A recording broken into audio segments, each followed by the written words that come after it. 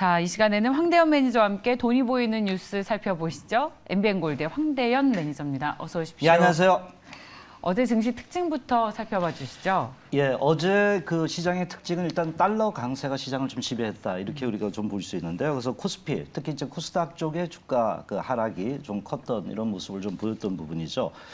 다만 이제 수급적으로 볼 때 환율이 상당히 1,345원까지 올랐단 말이에요. 그래서 굉장히 걱정을 했는데 도리어 외국인은 거래소 쪽에서 이제 잠잠했고요. 코스닥 쪽에서는 도리어 막판에 매수가 좀 들어온 게 상당히 좀 흥미로웠다 이렇게 볼 수 있는데 결국에 이제 전반적으로 볼 때 그 미국의 FOMC 금리 속도를 지금 현재 그 보고 있지 않느냐 이렇게 좀 볼 수 있습니다. 특히 어제는 수출, 성장주 관련 부분의 주가들이 상당히 안 좋았던 이러한 모습을 보였고 반면에 에너지라는 그 밸류 체인을 갖고 있는 그 섹터들의 주가의 그 상승이 좀 보였고요. 이런 그 외국인의 그 매수 부분은 약간은 과거의 어떤 그 패턴과는 좀 다르다 이렇게 우리가 볼 수가 있겠습니다. 그렇다면 어떤 종목이 특징적이었는지. 일단 그 어제 이제 많이 빠진 게 우리가 이제 그 전체적으로 볼 때 어제 보면은 태조 이방원이었잖아요. 근데 그 성은 좀 빠진 것 같습니다. 태조 방원은 어저께 좀 득세를 했고요. 바로 수출 관련 IT 이런 그 종목군들의 성장주들의 주가가 낙폭이 있었는데 특히 이제 반도체, 삼성전자를 그 외국인과 기관의 그 매도가 나오면서 쌍끌이 매도가 좀 나오면서 하락이 됐고 2차 전지가 최근 그 상당히 그 탄력도가 조금 낮아지는 이런 거 모습을 좀 보였던 겁니다. 삼성 SDI를 그 필두로 해서 에코프로비움이라든가 LNF 이런 종목들이 그 낙폭이 있었고요. 자동차 업종도 인플레이션 그 감축 부분에 휴유증이 좀 있었습니다. 근데 어제는 좀 약간 현대차는 좀 버티는 이런 모습이었는데요. 그 외에 이런 그 미국의 긴축 부분이나 이런 그 부담감이 나타나면서요. 국내적으로 볼 때 경기 관련주, 뭐 예를 들면 철강이라든가 이런 수출 관련주의 주가가 좀 그 계속 하락했고요. 또 내수 관련주의 은행, 증권, 보험 모두 주가의 낙폭이 있습니다. 반면에 이제 어제 그 시장을 좀 그 지배했던 부분은 에너지의 그 밸류 체인을 갖고 있던 종목군들의 주가가 탄력이 좋았는데 유럽의 가스가 뭐 작년 대비 뭐 10배 정도 올랐답니다. 그래서 상당히 이제 또 겨울이 온다는 부분이 좀 부각이 된 것 같습니다. 그래서 이런 부분에서 에너지 관련주에 특히 이제 조선 같은 경우는 이제 성과 회복이 좀 나왔습니다. 그 과거 이제 그 대형 유조선이었는데 바로 이제 LNG 부분을 그 집중하면서 성과가 과거보다는 계속 좋아졌다. 저가 수주 안 한다는 부분이 나타나면서요. 전체적으로 이제 그 주가의 그 탄력이 있던 부분인데 이런 그 현대중공업이라든가 삼성중공업의 그 탄력이 좀 있었던 부분이 거기에 따라서 LNG선 당연히 이제 기자들의 주가들이 최근에 거침없이 탄력을 준 이런 그 모습을 좀 보였던 부분이죠.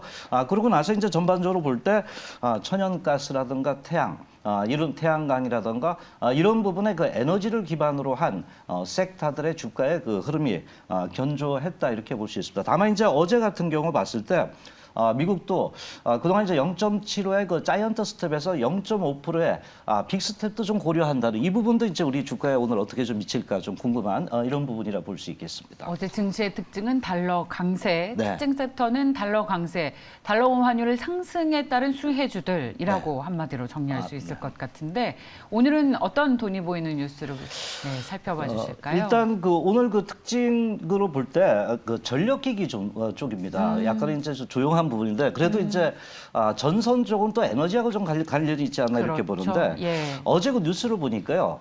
제일 이제 눈에 띄었던 게 뭐냐면 세계적으로 신재생 에너지에 투자가 확대된다는 이런 내용이었습니다. 그래서 왜 그런가 이렇게 봤더니 특히 이제 신재생 에너지를 도입하면서 화석연료의 그 시스템을 바꿨다 그럽니다. 그래서 전체적으로 이런 그 발전 체계가 그 달라지면서 송배전 시스템 쪽, 전선 쪽의 교체 이런 부분이 나타나면서 전반적으로 전력기기 이런 그 제품들의 수요가 늘어나고 있다는 이런 부분이 좀 그 뉴스에 좀 보였던 부분이고요.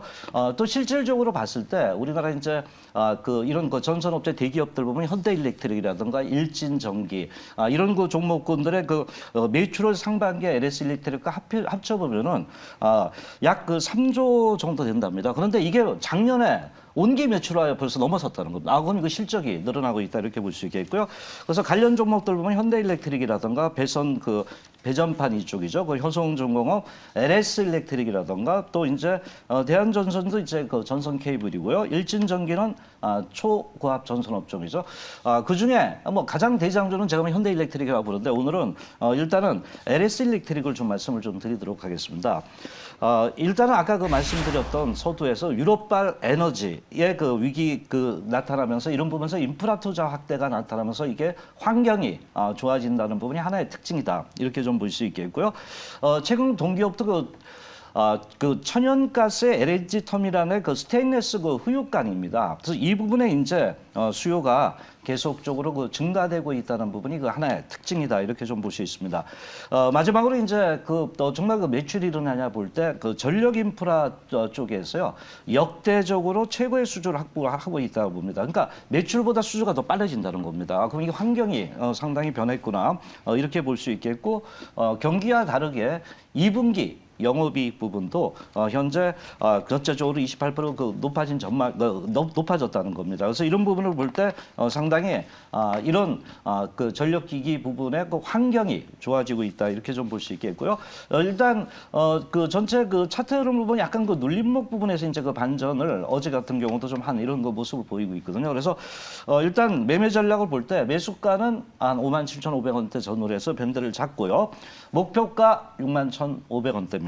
손절 라인은 53,800원대로 접근하시면 되겠습니다. 앞서 투데이인사이트에서 신한금융투자 이선엽 부장과 저희 신중호 앵커께서도 신재생에너지 투자가 확대되면 관련 인프라 구축에 필요한 기계주, 그러면 필수로 들어가는 전선주 이 안에서 LS그룹에 주목하자라는 아이디어가 나오기도 했었어요. 자, 저희 그 매니저님 우주항공과 스마트 그리드를 준비해 주셨는데 둘 중에 어떤 게 더 중요합니까? 예. 일단 우주항공을 좀 말씀을 좀 좋습니다. 드리겠습니다. 예. 일단 우리가 이제 어제 뉴스를 볼 때 미국에서요 쏜답니다 로켓을. 그래서 그 이름이 보니까 달의 그 여신 이러면서 아르미테스 아르테미스라고 이제 이런 얘기를 하는데 29일 날 이제 이런 유인 우주선을 쏘고 있는데 이번에 이제 사람은 안 들어갑니다. 마네킹을 집어넣어서 하는데 아마 유인 우주선 한다는 부분이거든요. 그래서 이 부분이 이제 부각이 되고 있는데 최근 저도 이제 깜짝 놀란 게 과거에는 우리가 달나라에서 방아 찍는다 이런 얘기를 했는데 이제는 뭐냐면 달에 가서 직접적으로 히토류를 갖다 채우겠다, 가져오겠다는 이런 부분이 부각되면서 중국하고 러시아 쪽하고 미국하고 계속 붙는다 이런 부분인데요. 그래서 이 부분이 나타나면서 우리도 질 수 없다. 그래서 우리도 10번째로 여기에 참여를 했습니다. 프로젝트에. 그래서 이것이 이제 뉴스페이스 부분이 좀 부각될 수 있는 하나의 관점이라는 부분이 좀 부각이 되고 있습니다. 그래서 현재 그 흐름을 볼 때 전반적으로 이런 뉴스에 관련된 종목들을 우리가 짚어본다면 최근에 캔코아 에어로스페이스 저번에 한 말씀드렸던 종목인데 굉장히 최근에 탄력이 좋습니다. 그래서 항공기 이제 설계 부품 쪽이지만은 스페이스X가 소재를 공급하고 이런 부분이 부각이 되면서 탄력이 소리 소문 없이 크게 좀 상승이 좀 일어나고 있는 부분이고요. 또 항공우주는 뺄 수 없죠. 위성 본체라든가 이런 전체적 이런 부분의 매출이 있겠고요. 뭐 하나 에어로스페이스는 가스터빈 이런 쪽이다 이렇게 볼 수 있습니다. 아스트하고 이제 퍼스텍 종목군도 있다 이렇게 좀 볼 수 있는데 거기서 한 종목 말씀드릴게요. 한국항공화주입니다. 빠르게 좀 말씀드리겠습니다. 바로 이제 항공우주는 최근 이제 이런 완제기 쪽에 매출이 좀 늘어나고 있더라고요. 특히 이제 폴란드의 FA50 부분인데 견공급기 부분에서 어떤 수출에 대한 기본 계약을 좀 맺었던 이런 측면들이 부각이 되고 있고요. 또 이집트하고도 FA50 쪽이죠. 그래서 최근 콜롬비아, 말레이시아 이런 부분에서야 어떤 항공우주의 이런 완제기 수출이 늘어나면서 과거와는 좀 다른 흐름을 좀 보여주고 있고요. 또 에어버스 쪽에 이제 기체 부품이 그동안 경기가 안 좋아서 수주가 없었던 부분인데 이쪽으로 수주가 조금씩 늘어나고 있다 이렇게 볼 수 있습니다. 차트 흐름 보면서 매매 전략 말씀드린다면요. 일단 매수가는 56,900원대 전후로 접근하시면 되겠습니다. 고점에서 약간 눌림목을 줬던 부분이고요. 목표가는 62,000원대, 손절 라인은 바로 53,400원대로 접근을 하시면 되겠습니다. 네, 잘 들었습니다. MBN골드의 황대현 매니저 함께했습니다. 혹시 무료 방송 있으십니까?